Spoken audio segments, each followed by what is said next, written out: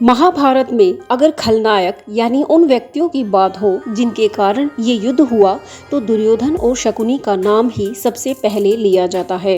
लेकिन क्या आप जानते हैं कि किसी भी कहानी को हर इंसान अपने दृष्टिकोण से ही अच्छा या बुरा बताता है। ऐसे में श्री कृष्ण ने भी अर्जुन को जब गीता का उपदेश दिया तो एक ऐसा दृष्टिकोण दिखाया जिससे उन 5 पात्रों के बारे में पता चलता है जिनके जिद, क्रोध, अहंकार ने ही इस विनाशकारी युद्ध को जन्म दिया। शकुनी और दुर्योधन तो केवल मोहरे ही थे। चलिए उन 5 पात्रों की बात करते हैं जो खलनायक माने नहीं गए, लेकिन उनके कार्य ने ही दुर्योधन जैसे पात्र को खलनायक बना दिया था। सबसे पहले इनमें नाम आता है राजा द्रुपद का, जो पांचाल देश का राजा था और प्रतिशोध की अग्नि में जल रहा था। गुरु द्रोण से अपने प्रतिशोध को साकार करने के लिए ही उसने एक पुत्र के लिए ऋषियों से जबरन यज्ञ करवाया था और ये यज्ञ सफल भी रहा है। लेकिन ऋषियों ने कहा कि तुम्हें इसमें एक पुत्री भी प्राप्त होगी और तुम्हें उसे अवश्य ही स्वीकारना होगा। तब राजा द्रुपद ने क्रोध में आकर अपनी ही पुत्री के लिए जीवन भर का दुख मांगा था। एक ऐसा जीवन मांगा जो द्रौपदी को अपमान और प्रतिशोध की अग्नि में झोंक दे।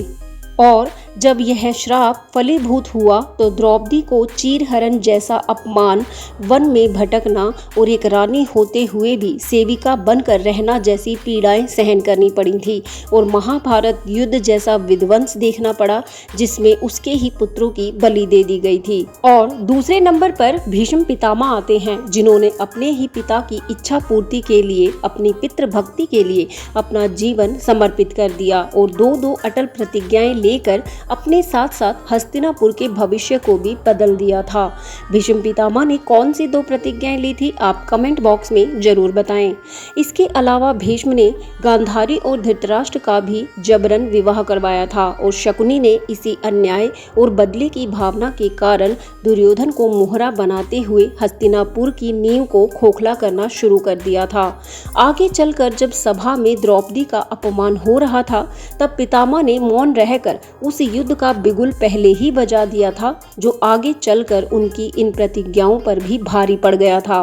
पितामह की इस जिद के कारण ही पूरा कुरु वंश विनाश की कगार पर आकर खड़ा हो गया था।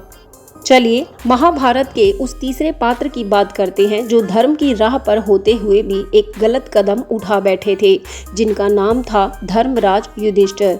लेकिन जब जुए की बाजी खेलने बैठे तो वे अपने धर्म को ही भूल गए थे। उन्हें अपना राज्य और अपने सगे भाई और पत्नी जुए के दांव के आगे छोटे लगने लगे और वो दांव खेलना ही उनके लिए सबसे बड़ा धर्म बन गया था। जीवन भर धर्म की बात करने वाला ही धर्म की सीमा को लांघ गया और कहीं न कहीं युधिष्ठिर का यही अंधा धर्म ही महाभारत युद्ध का कारण बना था। आपकी इसके बारे में क्या राय है, कमेंट करके जरूर बताएं। चौथे नंबर पर दानवीर कर्ण आते हैं। कर्ण जो पूरा जीवन अपने स्वाभिमान के साथ जिए, लेकिन वे दुर्योधन द्वारा दिए गए सम्मान को अपने जीवन की बेड़ियां बना बैठे। कर्ण जानते थे कि दुर्योधन गलत राह पर है, लेकिन फिर भी वह उसे रोक ना सके क्योंकि उनकी मित्रता अंधी हो चुकी थी, जो सत्य और न्याय की आवाज को भी दबा बैठी थी। दुर्योधन कर्ण का पराक्रम का प्रयोग करके पांडवों को हराना चाहता था और कर्ण दुर्योधन के साथ रहकर अर्जुन को हराकर अपने अपमान को स्वाभिमान में बदलना चाहता था। लेकिन कर्ण ने एक और दुर्योधन का साथ देकर अधर्म का मार्ग चुना। वहीं द्रौपदी को भरी सभा में वैश्या कहकर उसका अपमान करके सारी सीमाएं ही तोड़ दी थी। कर्ण के इन शब्दों ने उस चिंगारी का काम किया जिसने महाभारत युद्ध जैसी ज्वाला को जन्म दिया था। और अंत में बात करते हैं 5वें पात्र की, जिनका नाम था धृतराष्ट्र, जो अपने विवेक को भी खो चुके थे और न्यायिक दृष्टिकोण से भी अंधे थे। धृतराष्ट्र कभी एक राजा बन ही ना सके, केवल एक पिता बनकर अपने ही पुत्र दुर्योधन के हाथों की कठपुतली बन गए थे। पांडवों को लक्षागृह में जलाने का षड्यंत्र, उन्हें वनवास में भेजने का निर्णय और द्रौपदी के चीरहरण से लेकर पांडवों के राज्य को हड़पने का षड्यंत्र, ये सब दुर्योधन के ही कारण हुआ था और ये सब धृतराष्ट्र जानते थे। लेकिन पुत्र को सम्राट बनाने की उनकी प्रबल इच्छा ने इन अन्यायों को भी नजरअंदाज कर दिया था। इस तरह धृतराष्ट्र ने अपने पुत्र की हर गलती को नजरअंदाज कर दिया और कभी भी एक राजा नहीं बन पाए। और धृतराष्ट्र के इस अंधे मोह ने ही महाभारत युद्ध की नींव रखी थी। धृतराष्ट्र कभी भी अपना राजधर्म नहीं निभा सके। इस तरह इन 5 लोगों के मोह, अहंकार, क्रोध और प्रतिज्ञाओं ने ही महाभारत युद्ध का रास्ता बनाया था।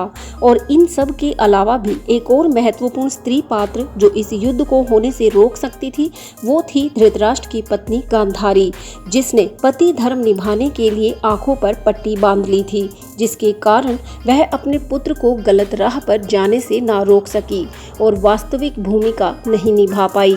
नहीं तो शायद वे इस युद्ध को नहीं होने देती। आपके विचार में और कौन सा वो पात्र है जो महाभारत युद्ध के लिए उत्तरदायी है? अपने विचार कमेंट बॉक्स में जरूर बताइएगा और ऐसे ही ज्ञानवर्धक वीडियोस के लिए चैनल को सब्सक्राइब जरूर करें। यहाँ तक वीडियो देखने के लिए बहुत बहुत धन्यवाद। जय श्री कृष्णा।